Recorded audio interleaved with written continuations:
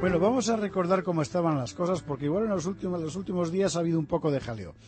Estamos en que el reino de Asturias ha cambiado de piel. Derrocado Alfonso III, la corona pasa a sus hijos, que dividen el reino en tres: Galicia, Asturias y León. Y cuando muere Alfonso, García I se convierte en rey de León, con todos los derechos. Un personaje inquietante este García, marcado por sucesos que no ofrecen una imagen demasiado grata. Y además estaba la cuestión política. Pero claro, ¿no iba a descomponerse la España cristiana con esta división de reinos? Bueno, veamos cómo fue.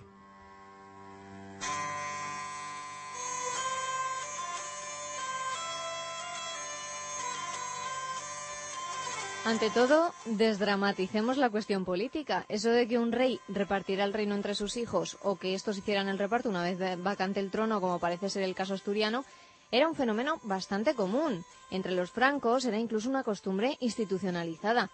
Esto es así porque en la Edad Media el reino como unidad política respondía a un concepto esencialmente patrimonial. Era patrimonio del rey.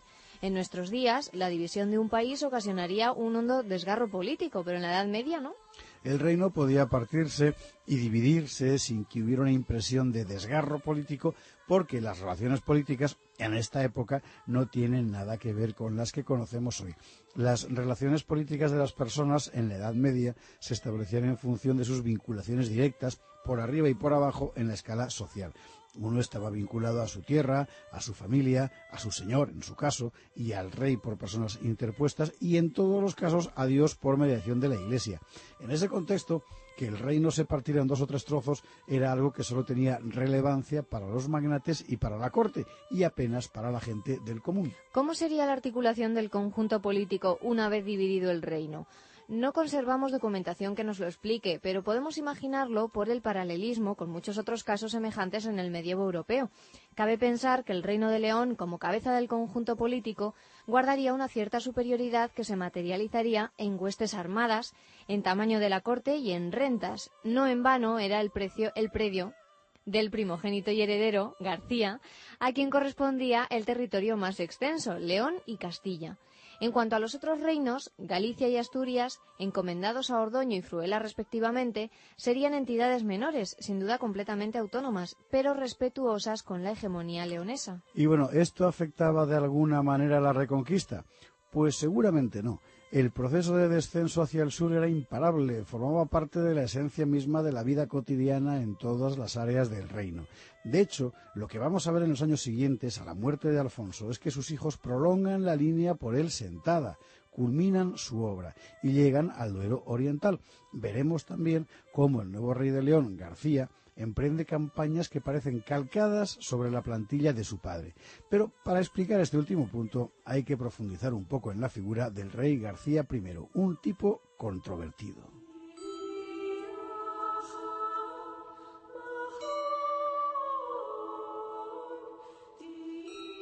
Todo cuanto sabemos de García permite reconstruir una imagen muy nítida, la del hombre exasperado por la enorme talla de su padre. Es como si García hubiera vivido toda su vida entre intimidado y apabullado por la grandeza de Alfonso, deseando imitarle y a la vez deseando derribarle.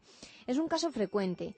La huella enorme de un padre grande puede generar en el heredero una mezcla explosiva de sentimientos, donde se juntan la admiración y el odio, la rebeldía y el temor, el complejo de inferioridad y el deseo de venganza. Así García. Así García. Una de las pocas cosas que sabemos de García en sus tiempos de príncipe heredero es que su padre le confió tareas de repoblación en el área de Zamora. Nada de empresas bélicas, organización del territorio. Bueno, ¿y qué tendría García en su cabeza en aquellos años? El tiempo pasaba, el viejo rey seguía en el trono, el heredero, él, García, envejecía. En un momento determinado, García se permite gestos problemáticos. Por ejemplo, hacer donaciones muy generosas a monasterios, preocupándose de que en el documento no se mencione para nada el nombre del rey, su padre. Es un dato interesante. Permite reconstruir un perfil psicológico que explicaría, a su vez, la conspiración de 910 y el derrocamiento de Alfonso. Y explicaría también el insólito gesto de birlarle a su padre los 500 dinares de oro que Alfonso, antes de morir, quiso donar a la sede de Santiago de Compostela. Una vez en el trono, García parece obsesionado por imitar a su padre. Del mismo modo que Alfonso había llegado hasta Mérida y su hermano Ordoño hasta Sevilla, García arma un fuerte ejército y busca dorar su espada en tierras moras. Eso sí, un poco más cerca, entre Toledo y Talavera, que era la frontera norte del Emirato. Lo único que sabemos de esa campaña es que resultó frustrante. Las huestes de García llegaron a Talavera, entraron en la ciudad, apresaron al gobernador, un tal Ayola, y se marcharon. Pero muy pocas jornadas después, cuando el ejército cristiano estaba todavía en el tiemblo, en Ávila, este gobernador Ayola se escapó y García se quedó sin premio.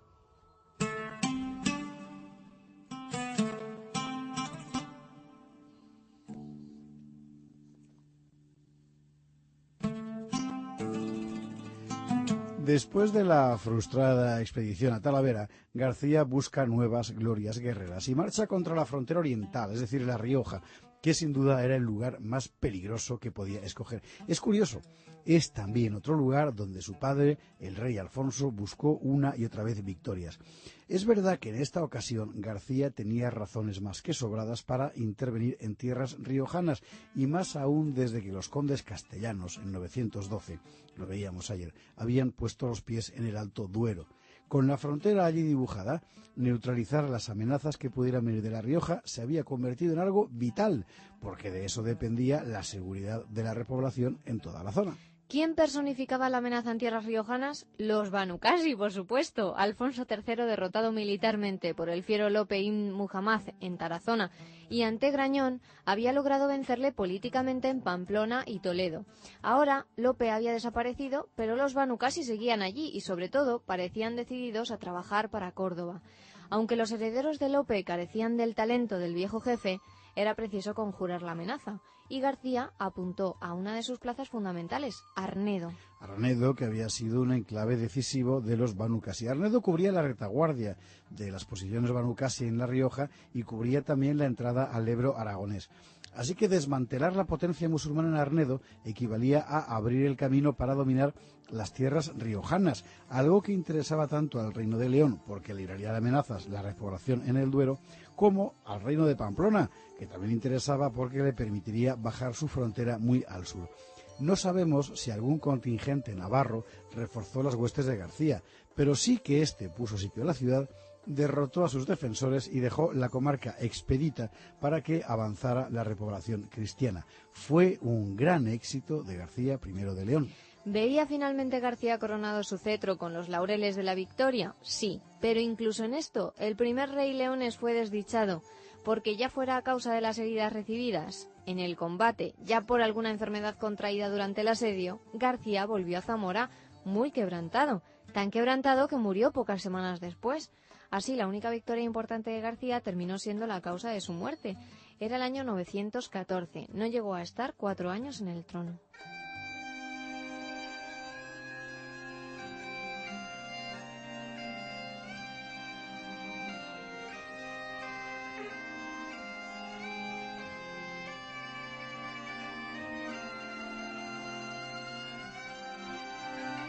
La muerte de García, tan imprevisible, creaba de repente un problema político peliagudo. ¿Quién ocuparía ahora el trono leonés? García no había tenido ningún hijo de su esposa, Muniadona. Eso descartaba problemas de carácter dinástico. Pero García tenía 3 hermanos con título de rey. Excluido el clérigo Gonzalo, quedaban Ramiro, muy joven, Fruela, rey en Asturias, y Ordoño, rey en Galicia.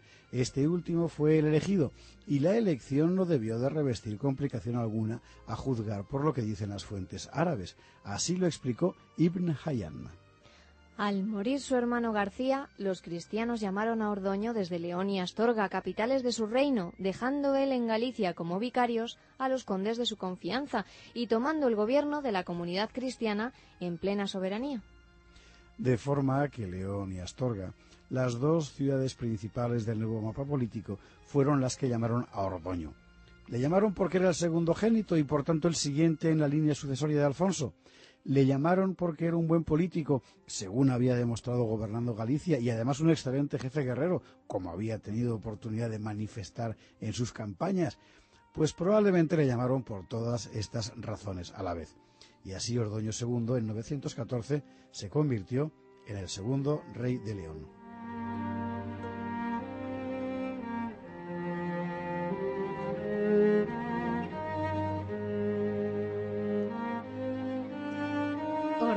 iba a reinar 10 años. En ese tiempo pasarían cosas de gran importancia para la Reconquista. Pero al mismo tiempo acontecimientos de no menor relieve se estaban sucediendo en Córdoba, porque en 912 había muerto el emir Abdala y subía al trono su nieto Abderramán III. Y con este personaje iba a cambiar la fisonomía de Al-Ándalus. Lo veremos el próximo día.